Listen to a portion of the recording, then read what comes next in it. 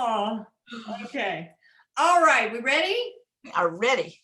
Okay, we're gonna start the show. Hey everyone, it's Careyann Golliver, America's franchise matchmaker and founder of Franchise Logic, and continuing on our online summit. It's never been a better time to consider business ownership in 2021.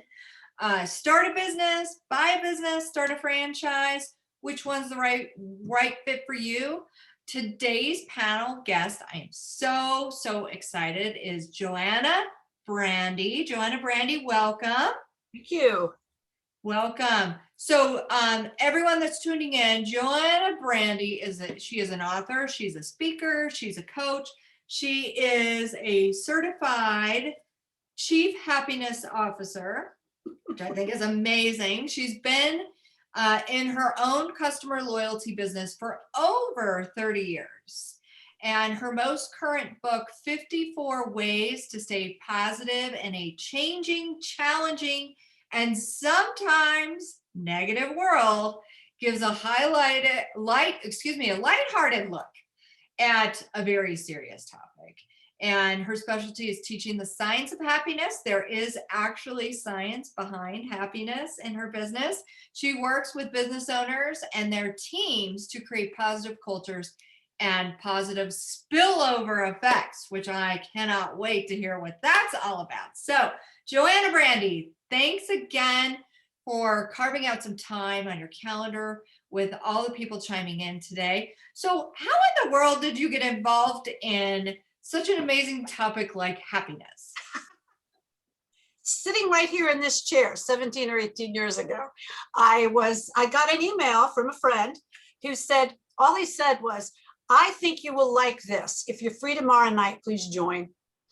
And it was a Thursday night and I was free and I joined, and it was a man that I respected so very much. His name is Dr. Martin Seligman.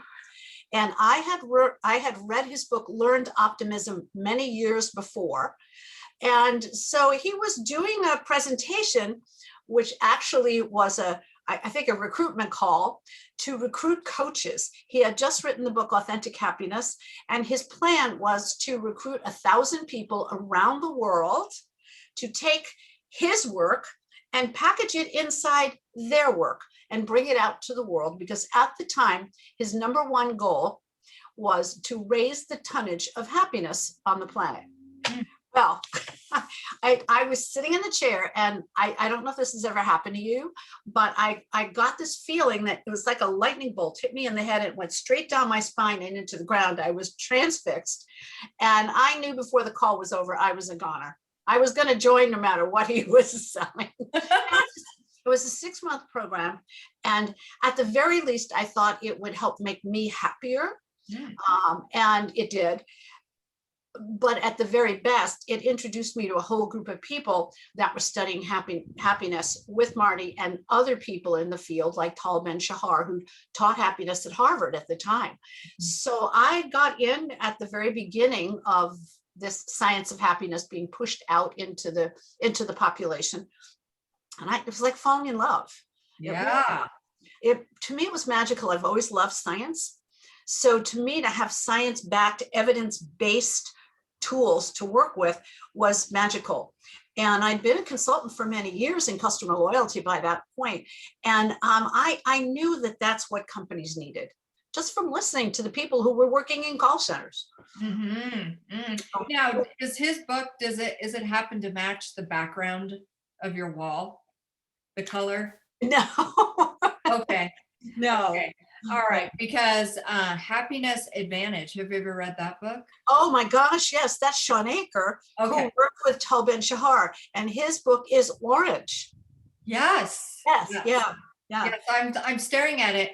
It's sitting on my bookshelf of all my other wonderful books. And yeah, your background like immediately matched the cover of the book. That's kind of funny because I was doing a couple of videos. I did the ABCs of positive leadership on LinkedIn. And the last one, which was Z, I picked up his book because he teaches about something called the Zorro effect. So I'm sitting here with my orange background, holding his book in my hands, and it's actually almost an identical color. I know. Yeah. Very cool. And he teaches something now called the orange frog. Oh, there you go. Yeah, yeah. Okay. So, well, you're beaming about happiness, so that You love is it. that hopefully just transports everyone else into happiness as well. So, why is happiness important in business today? I mean, I'm sure it was always important, but why today? Always important, but even more important now, Gallup just came out with a report, and I can't say we're post-COVID yet, but whatever stage we're in at coming out of COVID, typically in business, employee engagement and well-being went hand in hand. So the higher the well-being, the higher the engagement went, the higher the well-being went. Now they're going this way. Mm. So employees are engaged, because I think most people that have jobs are really happy to have jobs. So employees are very engaged, but well-being is going in the opposite direction. People are under so much stress, whether or not they got COVID, whether or not anyone they know got COVID. There have been so many changes in life. People have been dealing with grief. People have been dealing with so many things that we typically have never talked about in business, so strong emotional feelings. And people are just trying to cope. Yeah. As I understand it, the people that are working at home, and I interviewed a few of them last week, they're feeling very stressed, because that if work is on your kitchen table, you never leave work. If work is in the corner of your bedroom or wherever, if you don't plan to have at-home office, the work is in the middle of your life, and the work doesn't go away. So happiness is more important now than ever, because when people are happy, and that's not a word everybody loves. So when people are positive is a better way to say it. When people are positive, the body produces a set of biochemicals that push the body into the parasympathetic nervous system, which is the part of our nervous system that allows us to calm down. It's the part of our nervous system that allows us to sleep. It's the part of our nervous system that helps us heal. And biologically, we were never meant to live under as much stress as we're living under now. Yeah. And so people, instead of producing dopamine and serotonin on the tendon befriend chemicals and things like that, they're producing the chemicals of stress, the cortisol, the adrenaline, the things that are literally wearing out the organs in the body. Yeah. So when we look at happiness, it's not that giddy, oh, I'm, flighty and I've got a yellow smiley face at my desk kind of feeling.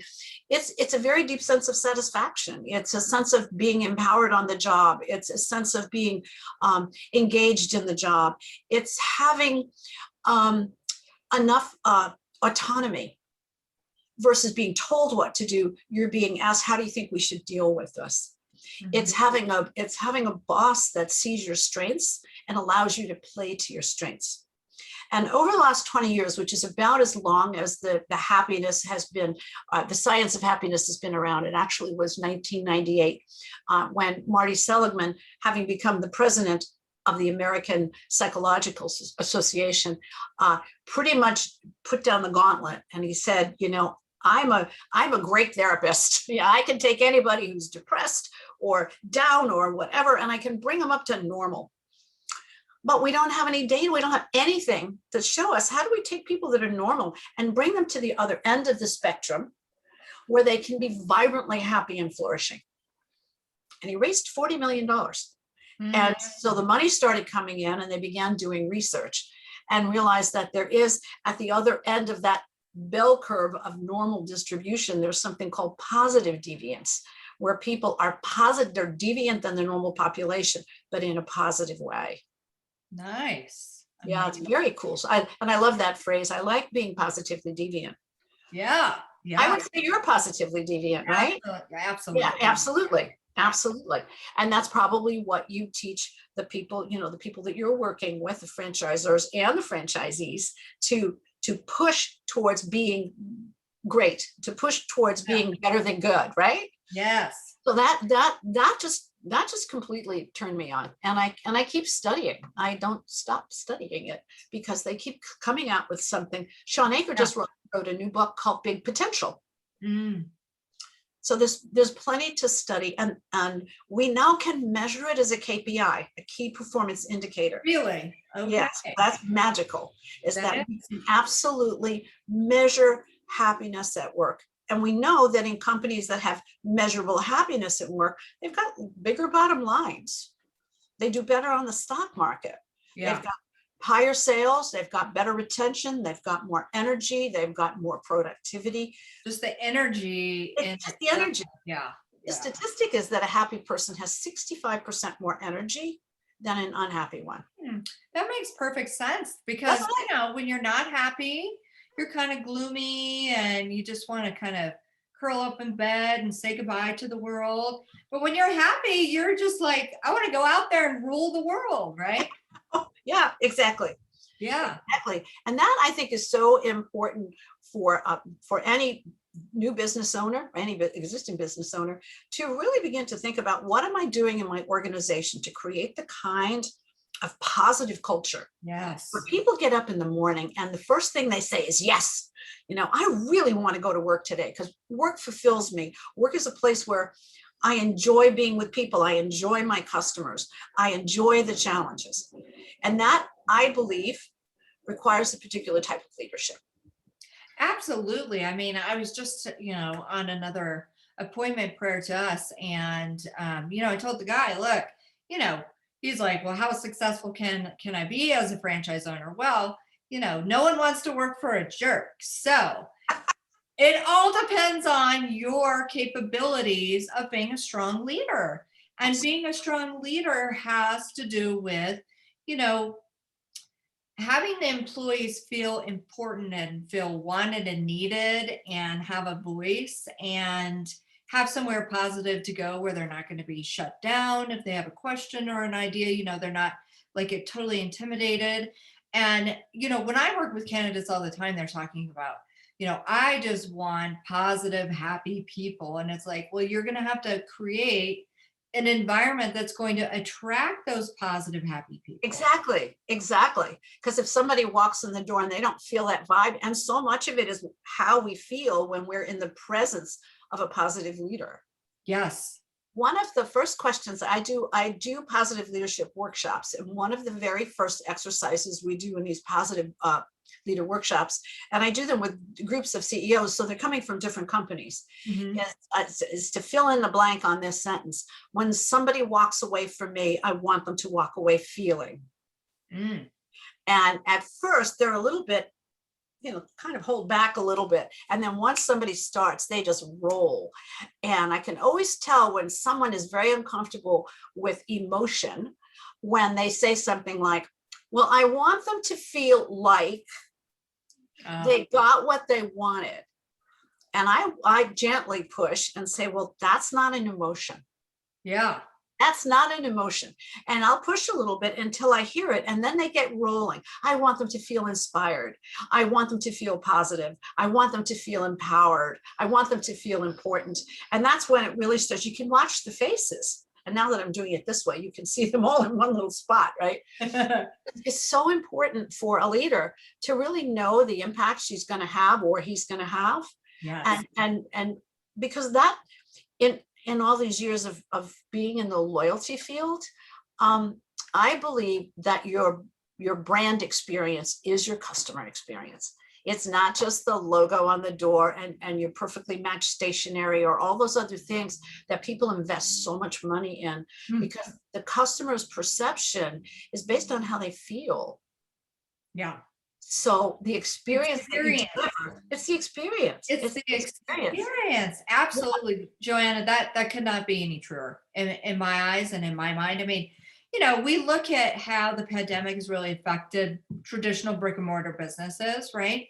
And there's still going to be brick and mortar businesses, but the ones that are going to survive this are the ones that understand what they're selling to their customer is not their product or service. It's the experience that the customer receives when they purchase the product or service, right?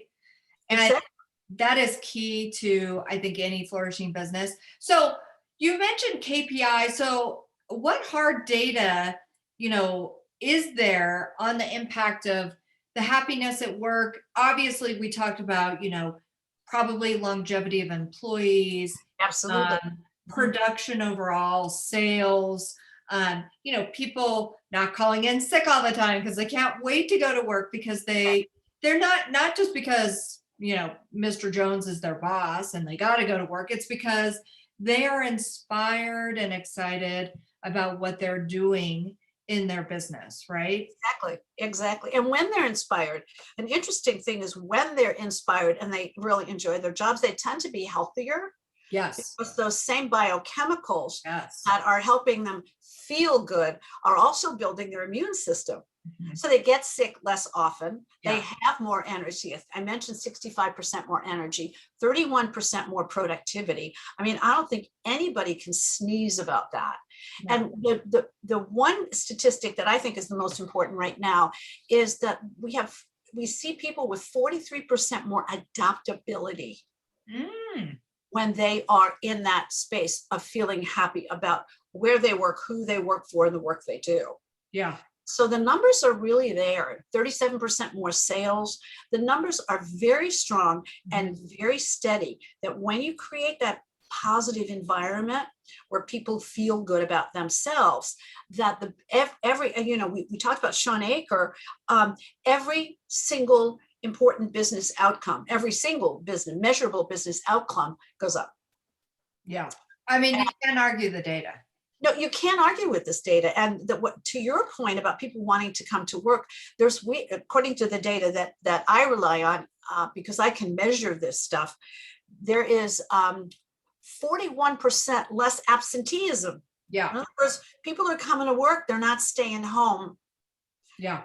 One thing that I discovered, and I've been in as a consultant for this many years, I've been in and out of an awful lot of companies. I mean, hundreds and hundreds of companies as a consultant. And over a lot of years, I began hearing the same phrase over and over again.